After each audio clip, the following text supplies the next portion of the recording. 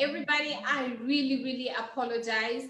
Senator was tied up somewhere, and so he had to rush when I called him. He told me he was driving, and so he had to drive so fast so he can get to where he can talk to us today. Senator, I thank you for your time. Again, for everybody, I have Senator Irungu Kang'ata, Senator of Muranga. He's also the Chief Whip Senator. So just to get us started, Senator, after the new constitution was amalgamated, it created the upper chamber, which is the Senate. What is the role of the Senate, and what is the role of your job, Majority Whip? Article 96 of the Constitution of Kenya of 2010 provides that the Senate has three roles, basically. Number one, to oversight counties, two, to represent the interests of the counties, and three, to make laws on matters concerning counties. The role of a chief whip is to mobilize senators to support government business, and also to form and constitute committees on behalf of the majority party. Okay, all right. So I will have a few questions for what you just said, but first let's just talk a little bit about, unfortunately, most of the time that we have leaders from Kenya, we always have to talk about corruption. So corruption has been an endemic in our Kenyan society for a very long time now. Successful regimes have given lip service to it. How does the Senate plan to eradicate corruption? Thank you. I'm not so sure whether we can be able to achieve a corrupt-free 100% in Kenya. Maybe what we can do is to come up with measures to mitigate, to reduce the incidence of corruption.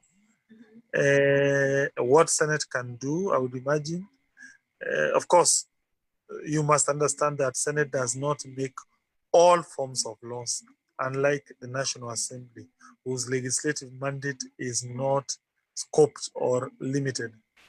Be that as it may, I think Senate has various tools and institutions. One, it can make better laws that can address the problem of corruption. Two, Senate can also use its oversight power to whistleblow on corruption, whether on the counties, but also to a certain extent in the national government. And three, and most importantly, individual senators can bring to the attention of the Senate and the public matters of corruption whenever those matters have been brought to the attention. So at least the Senate has a little bit of power and say in bringing corruption to an end, not necessarily 100% to an end, like you said. But do you know of any leaders that have ever been convicted of corruption? Yes, we currently do have Member of Parliament of Silesia, Honorable Major Waluke. He is currently in jail. By the way, he had been acquitted by the courts, but somehow that issue was brought to the attention of National Assembly Public Accounts Committee. It investigated, it made a recommendation for opening of criminal prosecution. Then the prosecution took up the case, it prosecuted, and Honorable Waluke is currently facing many years in jail. Of course, we have other junior level corrupt officials who are also currently in jail.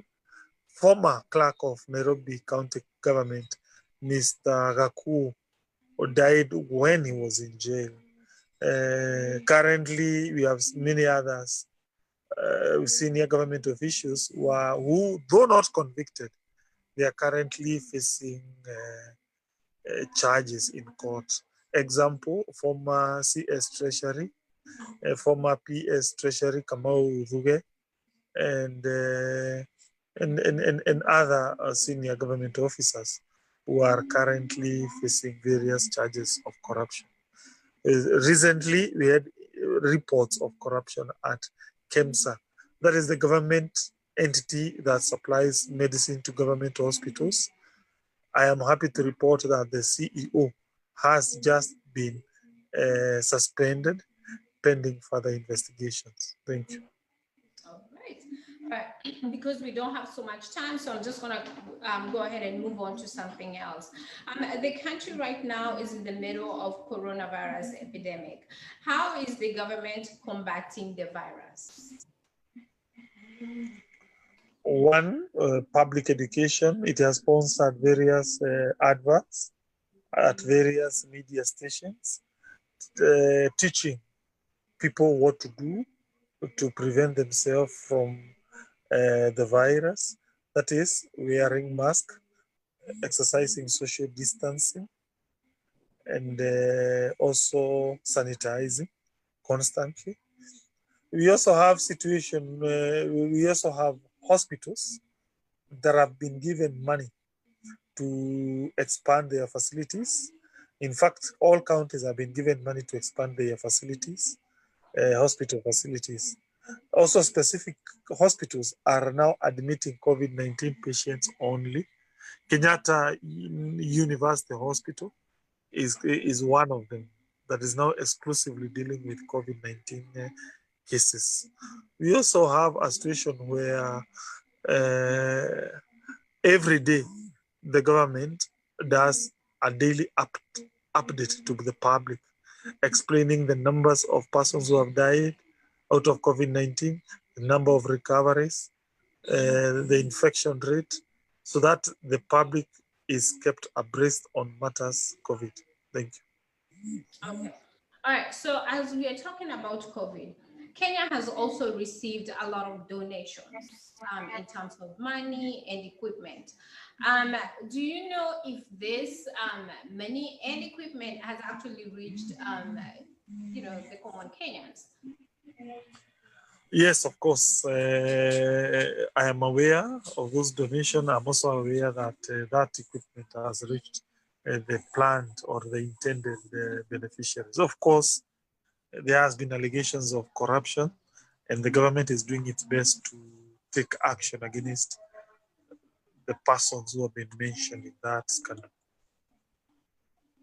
Okay. So you don't think that the money that has been donated has actually been misused?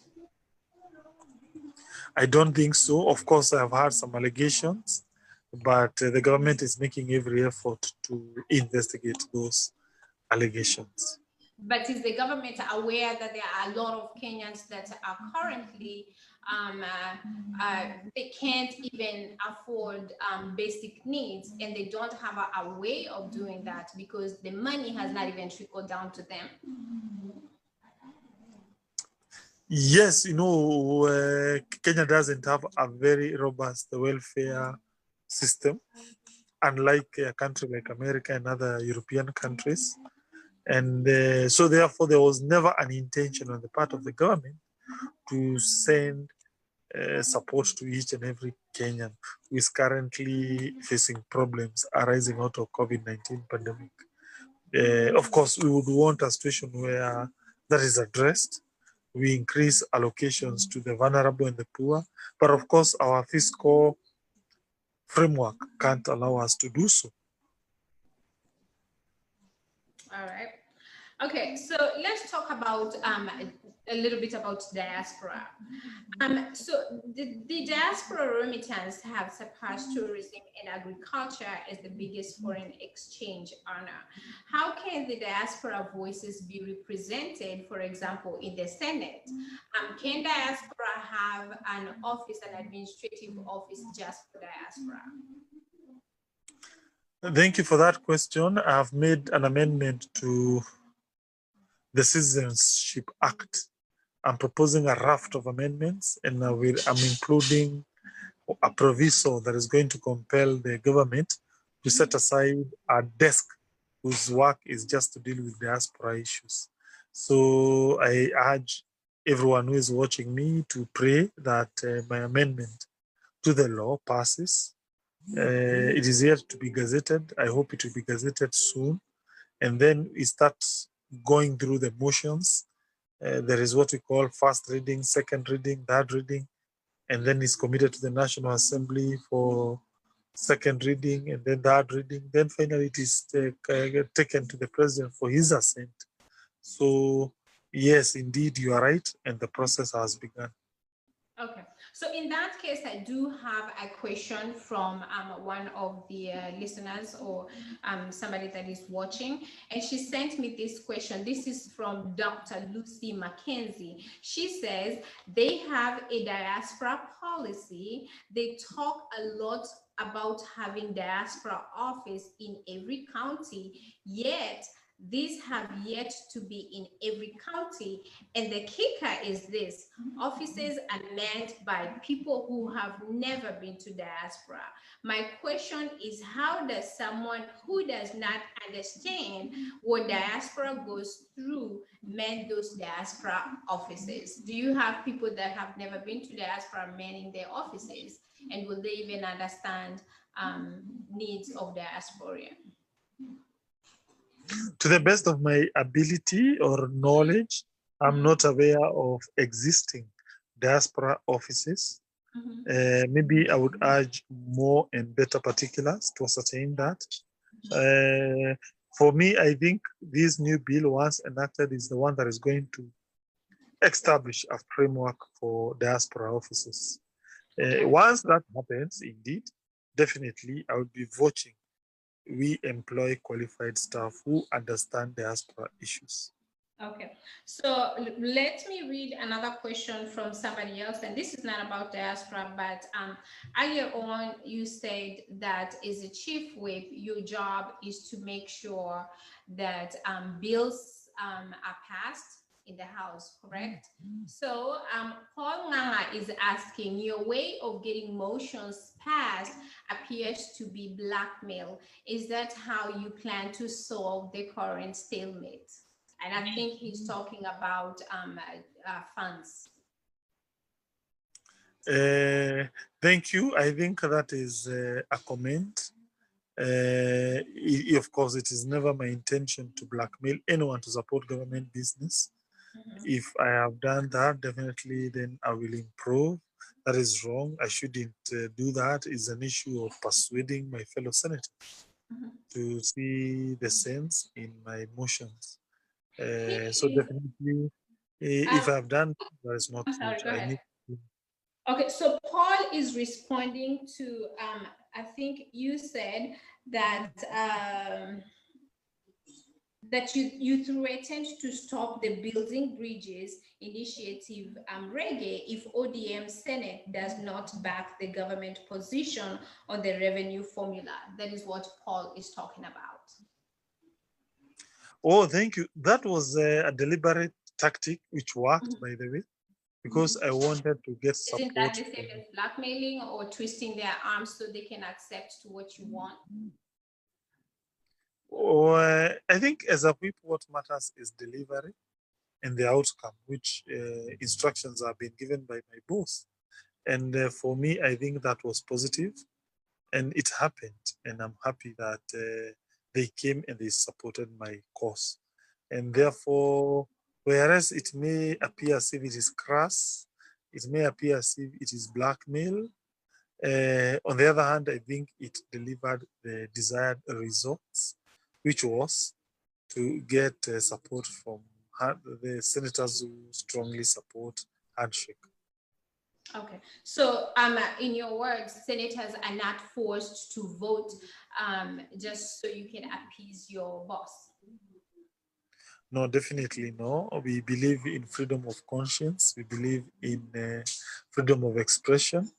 But on the other hand, we must always also say the truth. Remember, the reason I say that was BBI is said to be founded on the idea of one man, 1 shilling, 1 vote. This formula is basically reflecting that principle. So surely, if you are a BBI supporter, why not support the formula? Okay, so I just want to read a comment by someone here. As we are talking about corruption, we see as Kenyan leaders reach a consensus where when a person is accused of corruption, steps aside. Okay, so I think this person is asking, that if an official has been accused of corruption, why is it that they don't step aside? Thank you for that question. I think to the best of my knowledge, they do. We are seeing several senators stepping aside. Yeah, and for me, it makes, they do. I think there are several who have done that. Okay. And also too, Kimani Edward is saying, we hope not only junior level government officials are convicted on corruption allegations, but senior ones too. That's just a comment that he posted there. So I want to move on and ask you about Kenya has embraced Chinese investments. The Western countries are calling that a death trap. Is Kenya beholden to Chinese Communist Party?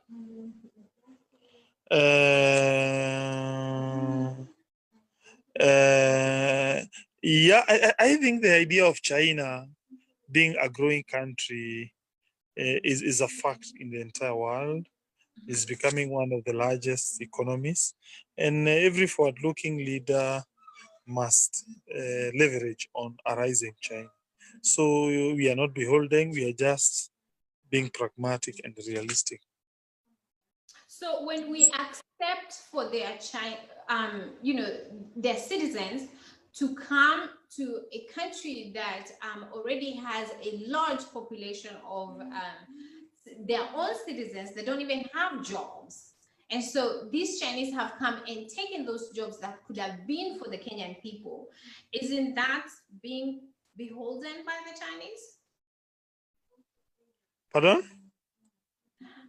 I'm saying Chinese have come to Kenya and they have taken jobs that Kenyan people should occupy. Isn't that Chinese controlling Kenya? No, not really. They have not done that to the best of my knowledge. But they're taking jobs that should have been for the Kenyan people. There are so many Kenyans that don't have jobs. To the best of my knowledge, the senators, the Chinese who come to Kenya to work, they come and do what we call, they come into specialized professions like engineering, such areas that we don't have expertise in. And therefore they come and give what we call skills transfer. I don't see a problem with that. Of course, there are some instances, maybe there has been corruption where maybe they come and do work that we can easily get local persons to do. But I think we should not take, yes, it is good that we protect local jobs, but on the other hand, we must also not be racist. We must also be a country that is welcoming to foreigners. I think if, for instance, you Kenyans were not given the opportunity to go to America and prosper, maybe you will not be assisting Kenyans back at home. So in the same breath, I'm one of those leaders who believe in a society that is open, that does not attack Chinese because they are Chinese, saying, hey, they are coming and taking away our jobs. No, I think there is value to be derived by our interactions with foreigners, particularly those who have better skills than us, than this whole idea of saying, hey, these are Chinese, they should go home, they have come to take away our jobs. For me, I think that they bring competition, which we should encourage our people to embrace, so that we work more harder, we work more better. Okay, so the jobs that they are occupying, those are jobs that we do not have expertise in Kenya that could have occupied those jobs. Is that what you're saying? No, I'm saying I disagree with your view that indeed they do come and take away our jobs. For me, the more open we are as a country to foreigners, the better it is for us. So the issue of saying that there's a job that has been taken by any person, I think to me is a fallacy. It's upon us as Kenyans to work more harder, to get the best skills. We do better than the Chinese, as opposed to say they are coming to take away our jobs. To me, that's like the way in your country, Trump says we should ban foreigners coming to America. They are coming to take away your jobs. No, it's an issue of telling Americans to work a little bit harder. Yeah, as opposed to saying. What about, okay, so in Yeah. America, there's no single day that I'm ever going to go to work and cane an American for being late to work. But in Kenya, Chinese, the other day we just saw a Chinese beat a Kenyan, a worker, for coming late to work. Why is that acceptable? And why would the government even see that as just okay? No, it was not okay. I think that person was arrested. There was action that was taken. You know, those instances of racial discrimination, human They're the rights ones discriminating Kenyans. It's not yeah, necessarily you are right. You are right. discriminating. You are right. Those instances, they happen and they are universal. They should not be tolerated. So But would something that like does that not be give. deported immediately? No, what happened is very unfortunate. It was not good. It needs to be condemned. But that does not mean or justify we generalize. No, it's like saying you come to America, one Kenyan beats you up, then you go saying, oh, all Kenyans are bad, they should be deported back to Africa or to Kenya. No, it is one Kenyan who has done bad to you. Yeah, it is not every Kenyan in America who has done bad thing. So I think whenever something wrong happens that is done by one Kenyan in America, it should be viewed as an issue of that one Kenyan, not every Kenyan. So in the same breath, what happened was unfortunate, but to me, that was an issue of a single Chinese, not something that then gives us a license to generalize and say all Chinese are bad. I totally agree with you, Senator. I totally agree with you. We should not generalize. But the thing is, how much do we hold them accountable? So, for example, with this Chinese, he was arrested and released. Is that all that we can do? But how are we going to show them that, okay, you are occupying our country, but you have to respect our citizens? No, I think to the best of my knowledge, he was not released. I think he was deported. Okay, all right. I'll take your word for it. So is Kenya ideologically aligned with the Chinese economic principle of BRI? I think you are referring to Belt something, Belt. Yeah, if you are referring to that. Initiative. Yes, I think Kenya has signed up to that scheme. It is going to work to the interests of this country. Okay. All right. So I know you don't have too much time for me, so I'm about to release you. But what oversight does Senate provide to ensure direct foreign investments are not threat to the country's security? We shall do our best and see what we can do. One is to strengthen judiciary, to ensure judiciary dispenses justice in a faster manner. Yeah.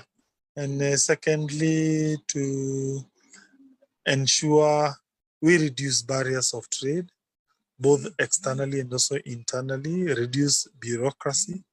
We did change Companies Act the other day and made it easier for companies to trade. And I think those are they are good interventions. Okay, so let me ask you, does the country need BBI?